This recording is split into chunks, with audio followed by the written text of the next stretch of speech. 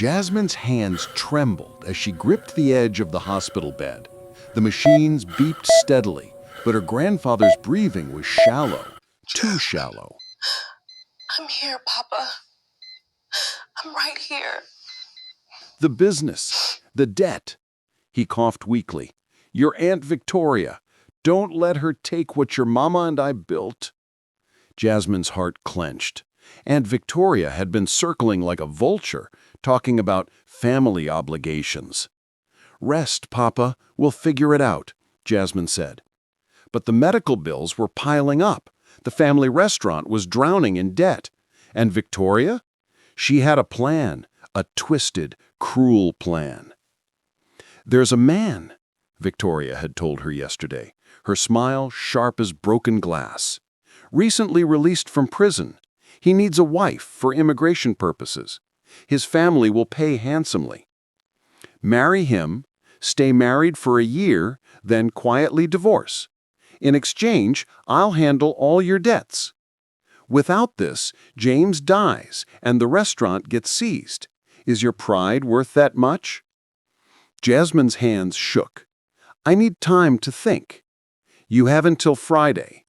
At the hospital, Papa James was awake. Jasmine explained everything. Don't do it, Papa James said weakly. Don't sell yourself for me. I can't lose you. You're all I have. Promise me you won't do this. Jasmine wanted to promise, but looking at her dying grandfather, she couldn't. I love you, Papa, she whispered. Friday morning, Jasmine returned to Victoria's office. I'll do it, but I want everything in writing. The contract laid it all out. At the bottom, Party A agrees to cohabitate with Party B for 6 months. 6 months? Living together? To ensure legal validity, Crystal explained. After 6 months, separate residences. Then, after a year, divorce. Jasmine signed. The wedding is next Saturday, 8 days. The wedding day arrived too fast. Jasmine wore a simple cream dress. Her best friend, Maya, shook her head. I can't believe you're doing this. The surgery is scheduled for next week. Car is outside. At the courthouse, a prison transport van waited. The back door opened with a metallic bang. A man stepped out. Tall, maybe 6'3", with broad shoulders. Orange prison jumpsuit, short locks, deep brown skin. But it was his eyes that stopped Jasmine's heart. Dark, intense, cold as winter. He walked toward her with deliberate steps. Each footfall echoed in Jasmine's ears. When he reached her, he extended a large hand. Scarred knuckles, powerful fingers. You must be Jasmine, he said. His voice was deep and rough. She placed her trembling hand in his. His grip was firm, warm, unbreakable. I'm Marcus Hartwell. Hi, Jasmine whispered. The ceremony passed in a blur. Do you, Jasmine Marie Monroe, take this man to be your lawfully wedded husband? Run, her brain screamed. But she thought of Papa James dying, the restaurant her parents died building. I do. By the power vested in me, I now pronounce you husband and wife. You may kiss the bride. Marcus leaned down. His lips barely brushed hers, formal and cold, but Jasmine felt electricity shoot through her. I'll be released Monday. I'll come to your address then. Monday morning, the knock came at 10 a.m. Marcus stood in civilian clothes, dark jeans and a black t-shirt. He carried a single duffel bag. May I come in? I cleared closet space. There's a couch. You can sleep there. Marcus raised an eyebrow. The couch? Did you expect to share my bed? A ghost of a smile flickered. No, the couch is fine. We should set ground rules, Marcus said. Stay out of each other's way. I'll find work, pay my share. After 6 months, we live separately until the divorce. That sounds reasonable. Days passed. Marcus was neat and quiet. He spent days looking for work. You could see frustration building when he came home empty-handed. What were you in prison for? Jasmine finally asked. Marcus's expression went cold. Assault. You hurt someone? He lived. That's all you need to know. He shut the bathroom door, ending the conversation. But Jasmine found it hard to reconcile the violent criminal Marcus supposedly was with the quiet, respectful man she saw daily. 2 weeks later, Papa James's surgery succeeded. When Jasmine told him about Marcus, Papa James was horrified. "You married a stranger to save me?" "And it worked. You're alive."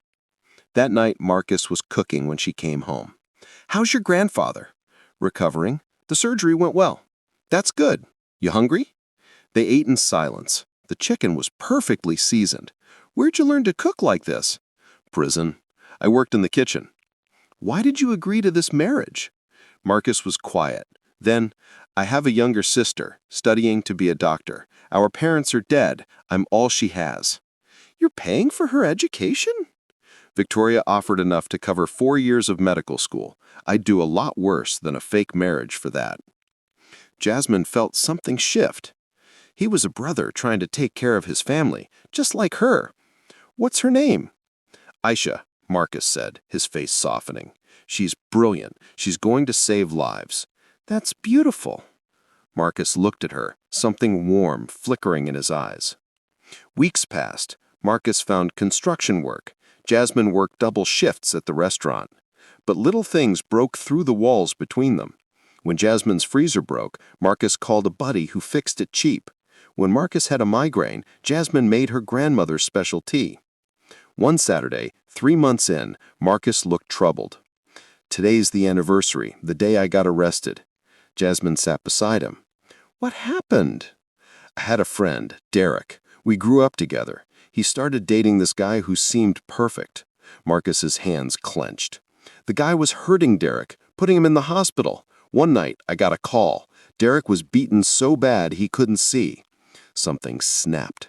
"I went to that guy's house and beat him, broke his ribs, nose, jaw. I would have killed him if Derek hadn't pulled me off." "What happened to Derek?" "He got away. He's happy now, married to a good person. But 5 years in prison changes you." "Maybe you're better now, stronger," Jasmine said quietly. Marcus met her eyes. A connection passed between them. "Thank you for listening." That night marked a turning point. They started really talking. Understanding bloomed into respect, respect into friendship, and friendship into something more. Jasmine noticed her heart speeding up when Marcus came home, the way she found excuses to be near him. This wasn't supposed to happen. This was business. But her heart hadn't read the contract. 4 months in, Jasmine invited Marcus to the restaurant's anniversary party. "You don't have to come, but people might wonder." "I'll come." That night, Jasmine wore a blue dress. When Marcus saw her, his breath caught. "You look beautiful." Marcus had borrowed a suit. He looked devastating. At the restaurant, Jasmine announced, "Everyone, this is my husband, Marcus." Papa James shook Marcus's hand. "You treating her right?" "I'm trying to, sir." When a slow song played, Marcus held out his hand. "May I?" They swayed together. Jasmine was hyper-aware of everything, the heat of his body, his breathing, how he smelled. "This is nice," Marcus said quietly. "Yeah, it is." When the song ended, neither stepped away. They stood close, lost in each other's eyes. "Jasmine," Marcus began. "Well, well, the happy couple." Victoria and Crystal appeared. "Just checking on our arrangement," Victoria said. 2 more months until the 6-month requirement, then you can both move on." She walked away, leaving Jasmine feeling like ice water had been dumped over her. 2 more months. Then it would be over. She'd forgotten this had an expiration date. In 2 months, Marcus would move out. They'd divorce. This wasn't real. So why did her heart feel like breaking? That night, Marcus stopped her at the door. "Can we talk about what's happening between us?" "I don't know what you mean." "Yes, you do. I see how you look at me, how you smile when I come home." Jasmine's breath caught. "I feel it too," Marcus said. "I'm falling for you, Jasmine. I know I shouldn't, but I can't help it." "We can't. This isn't real. It's business." "Does this feel like business?" Marcus cupped her cheek gently. Jasmine closed her eyes. "What happens in 2 months?" "I don't know, but I don't want to lose what we found. Forget the contract. Forget Victoria. What does your heart want?" Jasmine looked into his eyes. He wasn't a dangerous stranger anymore. He was Marcus, kind, protective, trying so hard to be better. "I want you," Jasmine whispered. "I want this to be real." Marcus smiled. "Then let's make it real." He leaned down. When their lips met, it wasn't cold like their wedding. This kiss was warm, deep, full of feelings they'd been holding back. When they broke apart, Marcus rested his forehead against hers. "I love you. I know it's crazy, but I love you, Jasmine Monroe." Tears spilled down Jasmine's cheeks. "I love you too." They stood there, holding each other, two broken people who'd somehow become whole together. But in Jasmine's mind, a warning whispered, Victoria wouldn't let this go easily. The contract was clear. What would Victoria do when she found out they'd fallen in love for real? The morning after their confession, Jasmine woke up with Marcus's arms wrapped around her. Somewhere between their kiss at the door and dawn, they'd ended up in her bed, just holding each other, fully clothed, neither willing to let go. Sunlight streamed through the curtains, and Jasmine studied Marcus's sleeping face. The hard lines seemed softer now, peaceful. She traced a finger along his jaw, and his eyes opened slowly. "Morning," Marcus said, his voice rough with sleep. "Morning," Jasmine whispered. "No regrets?" Marcus pulled her closer. "Not a single one. You?" "None." They lay there for a long moment before reality crashed back in. Marcus had work, Jasmine had the restaurant, and somewhere out there, Victoria was waiting to collect on their bargain. "We need a plan," Marcus said, sitting up. "Victoria's not going to just let us be together. The contract says we have to live together for 6 months, then stay married for a year total. After that, divorce." "What if we don't divorce?" Marcus asked carefully. Jasmine's heart skipped. "You mean stay married? For real?" "Why not? We love each other. We're already married. We just make it permanent." "Victoria will lose her mind. She'll claim we breached the contract somehow." Marcus stood and paced the small bedroom. "We need to be smart. We follow the contract to the letter. 6 months cohabitation. We've got 2 months left. Then we maintain separate residences for the remaining 6 months, like the contract says. During that time, we quietly stay together anyway. After a year, when the contract says we can divorce, we just don't. And Victoria can't do anything because we fulfilled our end," Jasmine said slowly. "But what about your sister, Aisha's medical school?" "Victoria already paid the first year. If she tries to pull funding, I'll figure something out. Work more hours, get loans. I'm not losing you over money." Jasmine threw her arms around him. "I love you, Marcus Hartwell." "I love you too. Now let's show Victoria Monroe Patterson that we're not her puppets." The next weeks were blissful. They kept their relationship quiet, maintaining the appearance of a business arrangement whenever Victoria or Crystal called to check in. But behind closed doors, they were building something real. Marcus moved from the couch to Jasmine's bed. They cooked together, laughed together, planned a future together. Papa James, watching them at the restaurant one evening, pulled Jasmine aside. "That man loves you, Papa. I can see it in how he looks at you." "I love him too, Papa." "Then fight for it, baby girl. Don't let Victoria take this away from you." But Victoria was already planning her next move.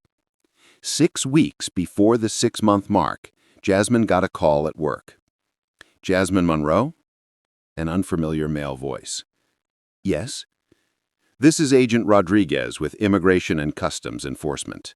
We need to speak with you and your husband about your marriage to Marcus Hartwell." Jasmine's blood ran cold. What is this about?" "We've received information suggesting your marriage may be fraudulent. We need to conduct an interview. Tomorrow, 2 p.m. at our downtown office. If you fail to appear, we'll issue a warrant." The call ended. Jasmine's hands shook so badly she dropped her phone. Marcus was furious when she told him, "Victoria, it has to be. She's trying to scare us." What if they deport you? What if they arrest us for fraud? Hey, hey. He took her face in his hands. Look at me. We're going to be okay. Our marriage started as an arrangement, yes, but it's real now. We love each other. That's not fraud.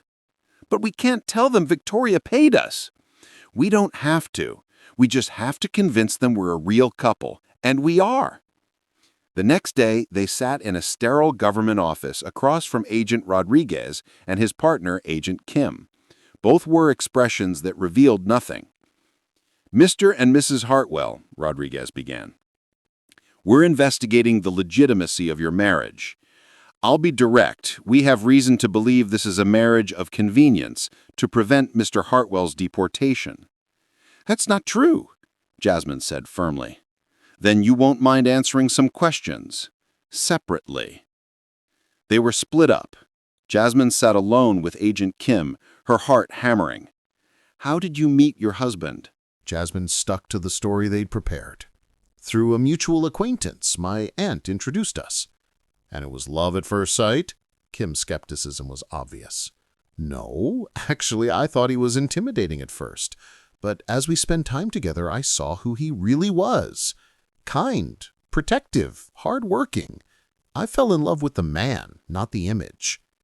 You got married very quickly. When you know, Jasmine said. My grandfather was sick. Marcus supported me through it. He was there when I needed someone most. Kim made notes. Where does your husband work? Construction, Morrison & Sons. What side of the bed does he sleep on? The left. What's his favorite food? Fried chicken. He makes it better than anyone I know. What's his sister's name? Aisha. She's in medical school. She wants to be a surgeon. The questions continued for an hour. Every detail about Marcus's life, their life together, the small intimacies of a real marriage. Jasmine answered them all truthfully. In another room, Marcus faced similar interrogation from Rodriguez. Your wife is wealthy, isn't she? Her family owns a restaurant. Monroe's Southern Kitchen, yes. Convenient timing, marrying her right before your deportation hearing? I love her, Marcus said flatly. You can believe me or not, but it's the truth. Tell me about her grandfather. Marcus's expression softened. Papa James, good man. Raised Jasmine after her parents died. He was sick when we met, needed surgery. Jasmine was terrified of losing him. And you comforted her? I did, because I know what it's like to lose parents. I know what it's like to be all someone has left. Rodriguez studied him. You've been living together for almost 5 months now. Yes. Describe your apartment. Marcus did. Every detail, down to the broken tile in the bathroom and the way the bedroom window stuck when it rained. What does your wife do when she's stressed? She cooks. Not at the restaurant. At home. She makes her grandmother's recipes. Says it makes her feel close to her parents. Hit that like button if you're on the edge of your seat. What do you think? Will Marcus and Jasmine convince the agents their love is real? After 2 grueling hours, they were brought back together. Rodriguez and Kim conferred quietly, then Rodriguez spoke. Your stories match. Every detail. Either you're very well rehearsed or you're telling the truth. We're telling the truth, Jasmine said. Rodriguez nodded slowly. We're going to continue monitoring your case. We'll conduct a home visit in 2 weeks. If everything checks out, we'll close the investigation. A home visit? Marcus asked. Unannounced. We'll verify you're actually living together as a married couple. If you pass, this goes away. They left the office shaken but relieved. In the car, Jasmine let out a breath she'd been holding. Victoria really did this. She tried to get you deported. Because she knows, Marcus said grimly. She knows this is real now and she's trying to destroy it. What do we do? We wait for the home visit, we pass it, and then we confront Victoria. 2 weeks crawled by. They made sure the apartment looked lived in by 2 people. Marcus's clothes filled the closet. His toothbrush sat beside Jasmine's. Photos of them, together, Real photos from the past months covered the walls. The knock came on a Thursday evening. Rodriguez and Kim stood at the door, with a third agent. "Mr. and Mrs. Hartwell, may we come in?" They walked through the apartment slowly, checking everything. Separate toothbrushes became shared counter space. The couch Marcus originally slept on now held throw pillows and a blanket, clearly unused as a bed. In the bedroom, Kim opened the closet. Men's and women's clothes hung side by side. She checked the dresser drawers. Marcus's shirts mixed with Jasmine's. Rodriguez examined the photos on the nightstand. One showed Jasmine and Marcus at Papa James's hospital bedside, Marcus's arm around her shoulders. Another captured them cooking together in Monroe's kitchen, both laughing. "These photos," Rodriguez said. "When were they taken?" "Over the past few months. My friend Maya took the hospital one. Papa James took the kitchen one." Kim picked up a book on the nightstand. "The Four Agreements. Who's reading this?" "I am," Marcus said. "Jasmine recommended it. She read it in college." Rodriguez made notes, his expression unreadable. Finally, after 30 minutes that felt like hours, he closed his notebook. "Everything appears to be in order. Your marriage seems legitimate. We're closing the investigation." Relief flooded through Jasmine. "Thank you." "However," Rodriguez continued, "if we receive additional complaints or evidence suggesting fraud, we will reopen this case. Understand?" "We understand," Marcus said. After the agents left, Jasmine collapsed on the couch. "That was terrifying." "It's over," Marcus said, sitting beside her, pulling her close. "They believed us. Because it's real. We're real." "Damn right we are," Marcus kissed her forehead. "Now let's deal with Victoria." The next morning, Jasmine and Marcus walked into Victoria's office unannounced. Victoria's assistant tried to stop them, but Marcus's imposing presence made her step aside. Victoria looked up from her desk, surprise quickly masked by her usual cool composure. "Jasmine, Marcus, I wasn't expecting you."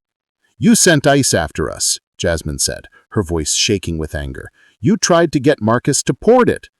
"I have no idea what you're talking about." "Don't lie," Jasmine slammed her hands on the desk. "They told us someone reported our marriage as fraudulent. Who else would do that?" Victoria's smile was cold. "If your marriage is legitimate, you have nothing to worry about." "It is legitimate," Marcus said quietly. "We love each other. This stopped being business the moment we actually got to know each other." Victoria's expression flickered, anger, then something like calculation. "How touching, but you're still under contract. 6 months cohabitation, then separate residences, then divorce after a year. That was the deal." "We'll honor the contract," Jasmine said. "Every word. But after that year, we're staying married, for real." "You can't—" "Watch us," Marcus interrupted. "You wanted us married? Congratulations, you got your wish." Victoria stood, her composure cracking. "I paid good money for this arrangement." "And we're fulfilling it," Jasmine shot back. "You cleared Papa James's debt. You paid for Marcus's sister's education. We got married. We lived together. We'll complete the full year as the contract states. But nothing in that contract says we have to divorce if we don't want to." Victoria's face turned red. "You ungrateful—" "We're done here," Marcus said, taking Jasmine's hand. "We'll complete our obligations, but after that, stay out of our lives." They walked out, leaving Victoria fuming behind her desk. In the car, Jasmine started laughing, a slightly hysterical sound. "We just told off Victoria Monroe Patterson." "Felt good, didn't it?" Marcus grinned. "Really good." They drove to Monroe's southern kitchen, where Papa James was overseeing the dinner rush. When he saw them, he waved them to his corner table. "You two look like you've got news." Jasmine explained everything. The ICE investigation, the home visit, the confrontation with Victoria. Papa James listened, then reached across the table to grip both their hands. "I'm sorry, baby girl. I'm sorry my illness put you in Victoria's path." "Don't be sorry, Papa. Because of her scheme, I met Marcus. I found real love." Papa James looked at Marcus. "You planning to take care of my granddaughter?" For the rest of my life, sir, Marcus said without hesitation. Good, because she's stubborn, high maintenance, and has a terrible temper when she's hungry. Papa, Jasmine protested. But she's also loyal, brilliant, and has the biggest heart of anyone I know, Papa James continued, smiling. You're a lucky man, Marcus. I know, sir. I know. That night, lying in bed together, Jasmine traced patterns on Marcus's chest. 5 more weeks, she said quietly. 5 more weeks of official cohabitation, Marcus agreed. Then 6 months of pretending to live separately while actually being together every night. Think we can pull it off? We convinced ICE we're a real couple. We can convince Victoria we're following the contract. Jasmine propped herself up on her elbow. What happens after the year is up? Where do we go from there? Marcus tucked a strand of hair behind her ear. Wherever we want. We could stay in your apartment. We could get a house. We could move to the moon. I don't care, as long as I'm with you. I like the moon option. Very private. Marcus laughed, pulling her down for a kiss. I'm serious, Jasmine. I want everything with you. Not because of a contract or an arrangement, because I choose you. Every day, I choose you. Tears pricked Jasmine's eyes. I choose you too. Then that's all that matters. Victoria can't touch this. No one can. But as Jasmine drifted off to sleep in Marcus's arms, she couldn't shake the feeling that Victoria wasn't done with them yet. Her aunt had never been good at losing, and Victoria Monroe Patterson hated losing most of all. The next morning proved her instincts right. Jasmine woke to 17 missed calls and a voicemail from Maya. Maya, call me back immediately. It's about the restaurant. Something's wrong. Jasmine's heart dropped. She called Maya back with shaking hands. Maya, what's going on? The health department showed up at Monroe's this morning. They're shutting you down. Someone reported major violations, contaminated food storage, pest infestation, unsafe practices. None of it's true, but they're closing the restaurant pending a full investigation. What? That's impossible. We passed inspection 3 months ago with flying colors. I know. But Jasmine, the inspector said the complaint came from someone with detailed knowledge of the restaurant's layout. Someone who claimed to have inside information. Understanding hit Jasmine like a freight train. Victoria. That's what I thought too. Marcus was already up, reading her expression. What happened? Victoria's attacking the restaurant now.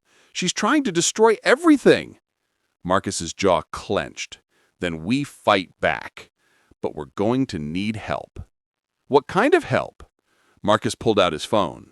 I know someone, a lawyer.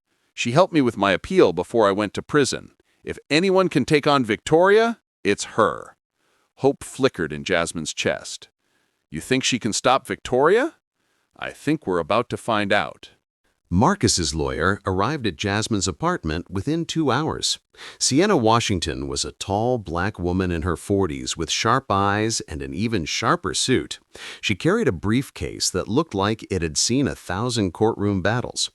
Marcus Hartwell, Sienna said, embracing him warmly, when you called, I knew it had to be serious. You never ask for help. I'm desperate, Sienna. This woman is trying to destroy my wife. Sienna's eyebrows rose at the word wife, but she simply nodded.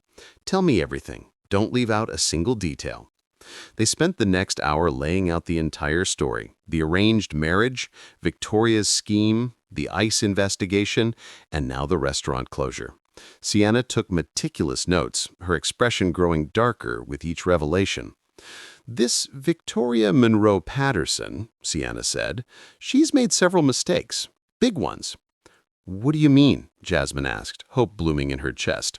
First, she orchestrated a fraudulent marriage arrangement, which is a federal crime. Second, she filed a false report with ICE, which is also illegal. Third, she's now filed false health violations, which constitutes harassment and potentially extortion. Sienna smiled grimly. Your aunt has been busy committing crimes. Can we prove it? Marcus asked. The contract you signed, do you have a copy? Jasmine retrieved it from her bedroom safe. Sienna read through it carefully, her smile growing wider. This is gold. She explicitly states she's paying for a marriage arrangement to prevent deportation. That's a confession in writing. Sienna looked up. But here's the beautiful part. You two actually fell in love. Your marriage became legitimate, which means Victoria can't claim you defrauded her because you fulfilled the contract. But she definitely committed multiple federal crimes. So what do we do? Jasmine asked. We go on the offensive. I'll file for an emergency injunction to reopen the restaurant while we fight the health violations. Simultaneously, I'll prepare a lawsuit against Victoria for harassment, defamation, and intentional infliction of emotional distress. And if she doesn't back down, Sienna's smile turned predatory, we turn this contract over to the FBI. Marcus let out a low whistle. You don't play around. Neither does your wife's aunt, but she picked the wrong people to mess with. The next morning, Sienna filed the emergency injunction. By afternoon, they had a hearing scheduled for the following day. Jasmine barely slept that night, running through worst-case scenarios in her head. Hey, Marcus said softly, pulling her close. Whatever happens tomorrow, we face it together. What if we lose the restaurant? Papa James built that place from nothing. My parents died trying to expand it. It's all I have left of them. It's not all you have. You have their recipes, their legacy, their love. That lives in you, not in a building. If we lose the restaurant, we'll build another one, together. Jasmine buried her face in his chest. How did I get so lucky? I ask myself that same question every day. The courtroom the next morning was small but intimidating. Victoria sat on one side with an expensive lawyer who looked like he charged $1,000 just to sneeze. Jasmine, Marcus, and Sienna sat on the other. The judge, a no-nonsense woman named Judge Martinez, reviewed the case files with a stern expression. Miss Washington, you're arguing that the health violations reported against Monroe's Southern Kitchen are fraudulent? Yes, Your Honor. The restaurant passed a comprehensive health inspection just 3 months ago with 0 violations. These new complaints appeared immediately after my client had a personal dispute with the complainant, her aunt, Victoria Monroe Patterson, who is sitting right there. Victoria's lawyer stood. Your Honor, Mrs. Patterson filed a legitimate complaint based on concerns she couldn't possibly have, Sienna interrupted, unless she had recently been inside the restaurant, which she hadn't been, according to staff logs. Yet her complaint included specific details about the walk-in freezer's location and the dry storage setup. Details only someone intimately familiar with the restaurant would know. Judge Martinez looked at Victoria. Mrs. Patterson, when was the last time you visited your niece's restaurant? Victoria's lawyer whispered something to her. She cleared her throat. I haven't visited in over a year, Your Honor. Yet you filed a detailed complaint about current conditions? Victoria's composure cracked slightly. I received information from a concerned employee. Name this employee? Judge Martinez demanded. Silence. Victoria had no answer. I thought so. Judge Martinez turned back to Sienna. Do you have evidence this was filed in retaliation? Sienna pulled out her phone. I have text messages Mrs. Patterson sent to my client the day before the complaint was filed. She wrote, and I quote, "You'll regret defying me. I'll take everything from you." Judge Martinez's expression hardened. Mrs. Patterson, did you send these messages? Victoria's lawyer tried to intervene, but the judge silenced him with a look. It was in the heat of anger, Victoria stammered. I didn't mean. You threatened your niece, then filed a complaint that shut down her business the next day? Judge Martinez shook her head. Miss Washington, your injunction is granted. Monroe's Southern Kitchen will reopen immediately. Furthermore, I'm ordering an investigation into whether Mrs. Patterson filed a false report. If the health department determines the violations were fabricated, she'll face charges. Your Honor, Victoria's lawyer protested. This is justice, Judge Martinez interrupted. We're done here. Outside the courtroom, Jasmine threw her arms around Sienna. Thank you. Thank you so much. Don't thank me yet. This is just round one. Victoria's going to come back harder. She was right. 2 days later, after Monroe's Southern Kitchen reopened to a flood of supportive customers, Victoria made her final move. She filed a lawsuit claiming Jasmine and Marcus had defrauded her, that their marriage was fake and they'd taken her money under false pretenses. She demanded the return of every penny she'd paid, plus damages, over $500,000. She's desperate, Sienna said when she called with the news. This lawsuit has no merit. You fulfilled the contract, but it's going to be expensive and time-consuming to fight. How expensive? Jasmine asked, her heart sinking. With a case this complex, could be $50,000 or more in legal fees. Jasmine looked at Marcus, who'd gone pale. They didn't have that kind of money.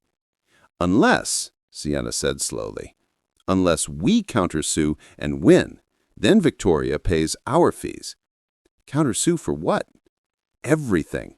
The fraud she committed, the harassment, the emotional distress, the business losses from the restaurant closure. I'm talking $1 million lawsuit, Jasmine. We bury her in legal consequences until she begs for mercy. Marcus squeezed Jasmine's hand. Do it. The next months were brutal. Depositions, court appearances, evidence gathering. Victoria threw everything at them.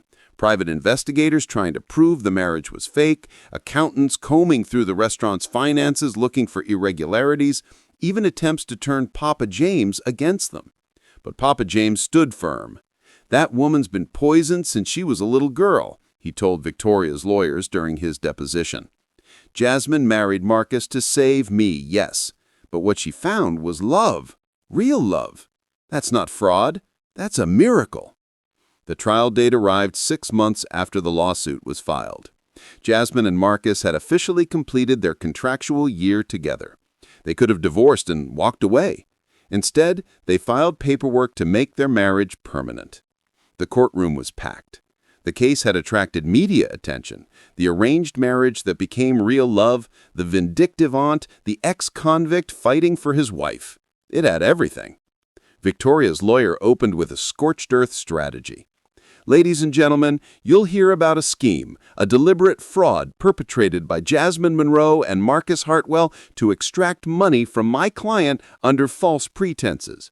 They never intended a real marriage. They never intended— Objection, Sienna interrupted. Counsel is testifying, not presenting evidence. Sustained, Judge Chen said. Stick to facts, counsel. The trial lasted 3 days. Victoria's side presented the contract, the timeline, the quick wedding. They painted Jasmine as a manipulative gold digger and Marcus as a desperate ex-con. Then Sienna took over. She called Maya to the stand, who testified about watching Jasmine and Marcus fall in love in real time. She called Papa James, who spoke about Marcus's character and how he'd earned respect through actions. She called Marcus's boss from the construction site, who described Marcus as the hardest worker he'd ever seen, a man devoted to providing for his family. Then Sienna called Aisha, Marcus's sister, who appeared via video call from medical school. Tell us about your brother, Sienna asked gently. Aisha's eyes filled with tears. Marcus gave up everything for me. When our parents died, he was 19. He could have walked away, let me go into foster care. Instead, he dropped out of college and worked 3 jobs to keep us together. When he went to prison for protecting his friend, I wanted to quit school and work. He wouldn't let me. He said education was the one thing no one could take away. And when he married Jasmine, I was scared at first. I thought it was just for money, for my school. But when I met Jasmine, Aisha smiled through her tears. I saw how he looked at her. The same way our dad used to look at our mom, like she was his whole world. Marcus didn't marry her for me. He married her because he found someone worth fighting for. There wasn't a dry eye in the courtroom.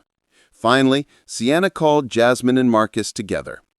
Tell the court about your first kiss, the real one, Sienna asked. Jasmine smiled, remembering. It was 4 months after we got married. We'd been living together, getting to know each other. That night, we'd been to my restaurant's anniversary party. When we got home, Marcus told me he was falling for me. I tried to deny it, tried to say it wasn't real, but he asked me what my heart wanted. And what did your heart want? Him. Just him. So I told him I loved him, and he kissed me like I was precious, like I was everything. Marcus took over. I went to prison thinking I'd ruined my life, that I'd never have a family or a future. Then this stubborn, beautiful woman came into my life. She saw past the criminal record, past the mistakes. She saw me, the real me. How could I not fall in love with her? So you're saying this marriage became real? It was always real, Marcus said firmly. From the moment I said I do, I meant it. I just didn't know she'd mean it too. Victoria's lawyer tried to salvage things on cross-examination, but the damage was done. The jury deliberated for less than 2 hours. We find in favor of the defendants Jasmine and Marcus Hartwell. Furthermore, we find that Victoria Monroe Patterson did engage in fraud, harassment, and intentional infliction of emotional distress. We award the Hartwells $1.2 million in damages. Victoria's face went white. Her lawyer immediately started talking about appeals, but Judge Chen wasn't finished. Mrs. Patterson, I'm referring this case to the FBI for investigation into your immigration fraud scheme. You orchestrated a fake marriage to circumvent federal law. That carries serious consequences. Victoria stood shakily. This isn't over. Yes, it is, Jasmine said, standing to face her aunt. You tried to use my love for Papa James against me. Instead, you gave me the greatest gift of my life, Marcus. You wanted to destroy me, but you made me stronger. So thank you, Aunt Victoria. Thank you for everything. Victoria stormed out of the courtroom, her lawyer trailing behind. 6 months later, Jasmine stood in the kitchen of the newly expanded Monroe's Southern Kitchen. They'd used part of the lawsuit money to renovate and double the restaurant's size. The rest went to Aisha's education and a down payment for a house, a real home for her and Marcus. Order up, Marcus called from the grill. He'd quit construction to work full-time at the restaurant, and customers loved him. Papa James sat at his usual corner table, healthier than he'd been in years, holding court with regular customers. Maya rushed in with a huge smile. Girl, there's a line around the block. People heard about the trial, and everyone wants to eat here. Jasmine laughed. We'd better get cooking then. That evening, after closing, Jasmine and Marcus sat on the beach, the same beach where their story could have ended so differently. Marcus pulled her close. Any regrets? He asked. Jasmine thought about everything. The fear, the fake marriage, the battles with Victoria, the uncertainty. Then she thought about the man beside her, the family they'd built, the future stretching before them. Not a single one. You? Marcus kissed her forehead.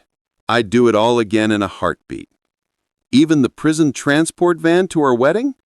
Especially that, because it brought me to you. Above them, stars glittered in the Atlanta sky. Jasmine leaned into Marcus's warmth and smiled. They'd started as strangers forced together by circumstance. They'd become partners, then lovers, then fighters standing back to back against the world. And now?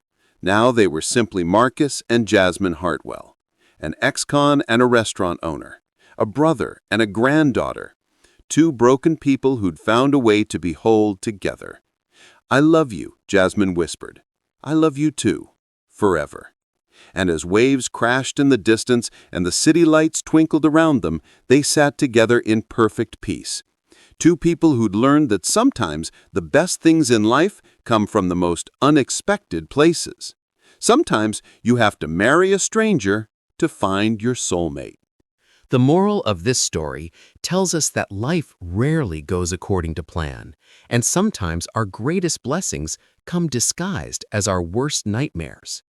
Jasmine thought marrying a convicted criminal would be her downfall, but it became her salvation.